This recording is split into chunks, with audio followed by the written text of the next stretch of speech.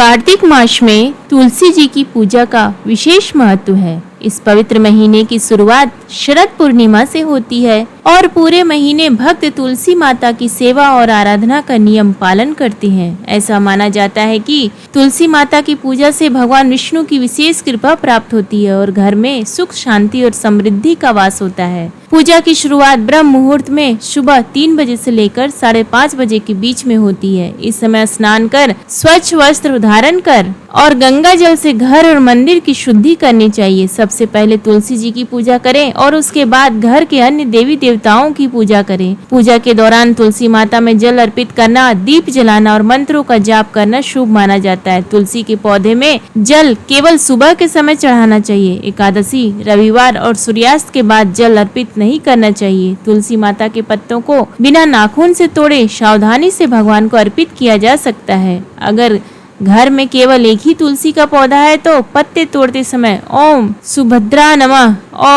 सुभद्रा नमः मंत्रों का जाप कर क्षमा याचना करनी चाहिए। तुलसी माता को हल्दी, कच्चा दूध और विशेष अवसरों पर सिंदूर चढ़ाना शुभ माना जाता है। कार्तिक मास में हरी और लाल चुनरी भी अर्पित किया जाता है, लेकिन लाल रंग अधिक शुभ माना जाता है।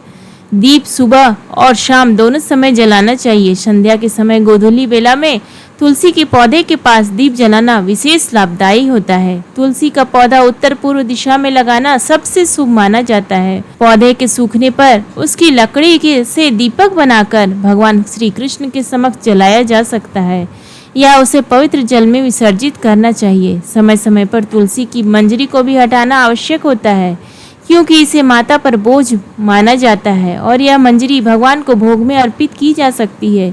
यदि कार्तिक मास में पूजा करने वाली महिला को पीरियड्स आ जाए तो वह किसी अन्य सदस्य पूजा करवा सकती है। घर से बाहर जाने की स्थिति में किसी भरोसेमंद व्यक्ति से तुलसी जी की सेवा करने के लिए कहें और स्वयं मानसिक रूप से पूजा का भाव बनाए रखें। तुलसी विवाह के समय शालिग्राम जी के साथ तुलसी माता का विवाह किया जाता है, जो देव उठनी एकादशी पर होता है। इस शुभ दिन के बाद से सभी मांगलिक कार्य आरंभ हो जाते हैं।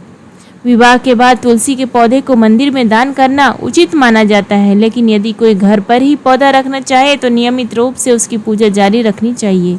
तुलसी के पौधे के आसपास कांटेदार पौधे नहीं रखने चाहिए और शिवलिंग को तुलसी के पास स्थापित नहीं करना चाहिए। कार्तिक के पूरे महीने में तुलसी का एक पत्ता रोजाना बिना चबाए ग्रहण करना भी लाभकारी माना जाता है। धन्यवाद।